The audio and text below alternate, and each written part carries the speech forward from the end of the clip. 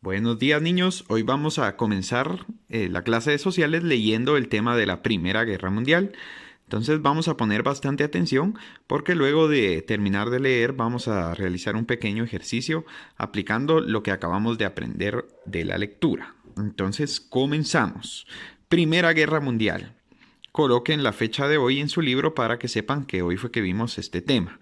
Dice, como resultado de los avances de la revolución industrial, las grandes potencias europeas requerían conseguir nuevos recursos y abrir más mercados. Así Gran Bretaña, Francia, Alemania, Rusia, Italia, los Países Bajos y Bélgica establecieron sus colonias en territorios extranjeros que eran estratégicos en dos sentidos, militar y comercial. Con la apropiación de las colonias surgió el interés por el poder.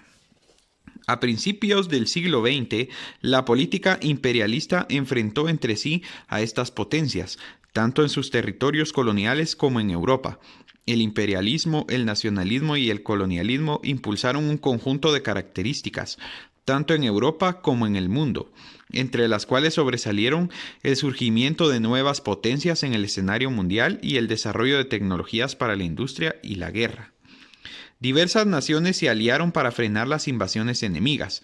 En otros casos, las potencias apoyaron la independencia de sus vecinos y aliados.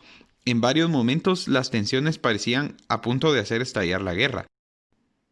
Por ejemplo, en 1914 un estudiante serbio asesinó en Sarajevo al archiduque Francisco Fernando, heredero al trono austriaco.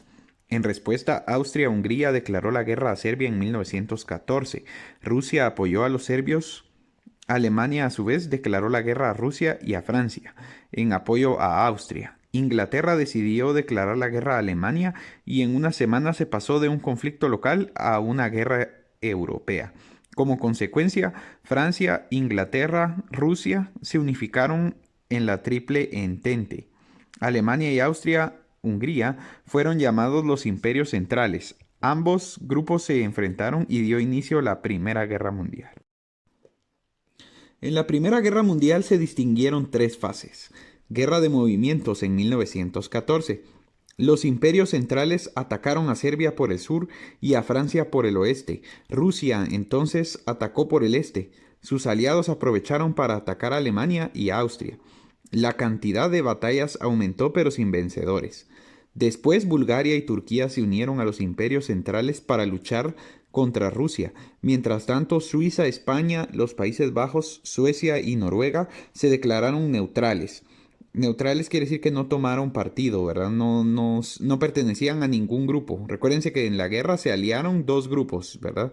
Para combatir. Pero estos países se declararon neutrales, es decir, que ellos no iban a tomar el lugar de ninguno de los grupos, no iban a apoyar a ningún bando.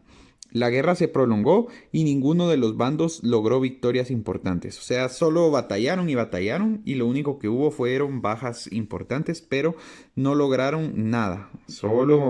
Ahí sí que solo se mataron entre sí y no lograron nada. No lograron solucionar nada, ni triunfos, ni nada. Luego dice que viene la guerra de posiciones de 1915 a 1916, también llamada guerra de trincheras, pues ambos ejércitos construyeron miles de kilómetros de trincheras para mantener sus posiciones, desde la frontera suiza hasta el Canal de la Mancha en Flandes. Durante esta fase se contó con nuevas armas, como granadas, lanzallamas, tanques y gases tóxicos, entre otras. Otro hecho importante fue que el conflicto se extendió con la entrada de Bulgaria y el Imperio Otomano del lado de las potencias centrales, mientras Italia se unió a la Triple Entente y abrió un frente con los astrohúngaros. Los ejércitos y las economías se debilitaron y en algunos países se alzaron manifestaciones de protestas. Luego dice crisis y fase final, de 1917 a 1918. Los alemanes hicieron uso de la guerra submarina y hundieron una embarcación estadounidense, lo que motivó que Estados Unidos interviniera en la guerra, aportando grandes recursos económicos y militares. Por su parte, Rusia abandonó la guerra al firmar la paz con Alemania. El poder económico y militar de Estados Unidos inclinó el conflicto a favor de la Triple Entente. El gran número de muertes, la extrema pobreza y la duración de la guerra desmotivaron a las naciones en conflicto. Luego de que sus aliados empezaran a salir de este, Alemania firmó un armisticio y se rindió sin condiciones. Después de la Primera Guerra Mundial vino lo que le llamamos el periodo de entreguerras.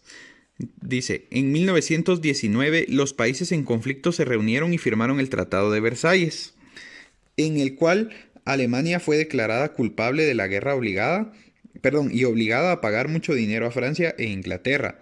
Además, perdió sus colonias en África y muchos territorios en Europa. Tuvo que entregar sus barcos y sus aviones de guerra y reducir su ejército.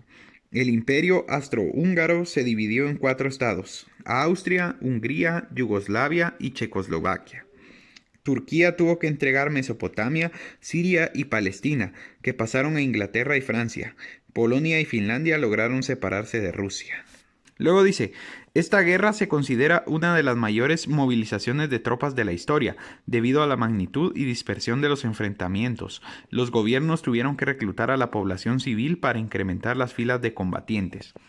La economía de la mayoría de países europeos decreció notablemente, ya que quedaron endeudados con Estados Unidos, que había prestado grandes capitales durante la guerra. Además, la destrucción de ciudades y campos de cultivo significó años de inversión para recuperarse. Vean todas las consecuencias negativas que dejó la Primera Guerra Mundial, ¿verdad? Todo por los conflictos que existían entre estos países y por no poderlos resolver de manera pacífica. Sin embargo, el fin de la Primera Guerra Mundial no supuso que también terminaran las hostilidades entre las potencias, o sea que seguían habiendo pequeños roces, ¿verdad? Habían diferencias entre ellos, aún así hubiera terminado la Primera Guerra Mundial.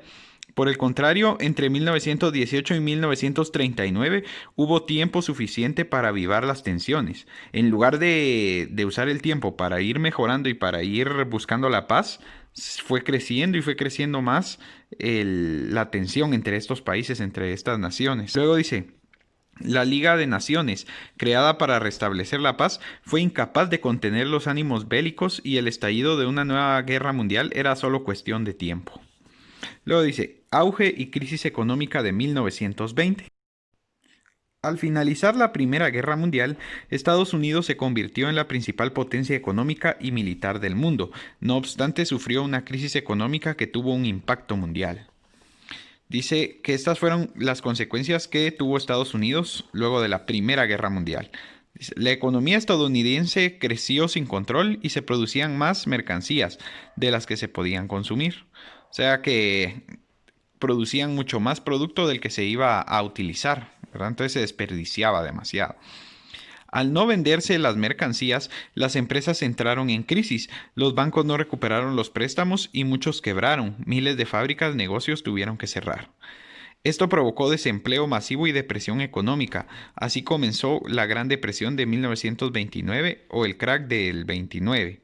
Que también es llamado así, ¿verdad? Luego dice, para hacer frente al problema, Estados Unidos repatrió los capitales prestados a Europa y con ello arrastró a la crisis al resto del mundo. O sea que Estados Unidos se puso a prestar feliz de la vida un montón de dinero a los países que estaban en guerra durante la Primera Guerra Mundial. Se empezó a hacer el país rico, empezó a dar dinero a diestra y siniestra y luego de la Primera Guerra Mundial ya se quedó en quiebra, se podría decir, porque habían prestado todo el dinero, ¿verdad? Entonces, todo esto trajo estas consecuencias negativas y al estar involucrado en esta crisis económica, Estados Unidos comenzó a pedirle a los países de Europa que le devolvieran el dinero que les había prestado. Entonces, estos países europeos, al tener que devolver el dinero que Estados Unidos les había prestado, empezaron a caer en crisis también, porque no tenían de dónde pagar la cantidad de dinero que les había llegado a prestar Estados Unidos durante la Guerra Mundial. Luego dice, la depresión económica generó desconfianza, tensión e impotencia entre los países y en los mismos habitantes. La falta de soluciones por parte de los gobiernos electos provocó que la gente desconfiara de la democracia liberal y esto facilitó, el surgimiento de los regímenes totalitarios, que concentraron el poder en un jefe supremo y un partido único. Luego tenemos el fascismo y el nazismo, dice. El fascismo fue un movimiento totalitario y nacionalista fundado en Italia por Benito Mussolini después de la Primera Guerra Mundial. En Alemania, en 1918 se fundó el Partido Nacional Socialista, conocido como el Partido Nazi, con el objetivo de asegurar la superioridad de la raza aria, reparar las humillaciones de Alemania en la Primera Guerra Mundial y lograr una expansión territorial que unificara a todas las comunidades germanohablantes del entorno.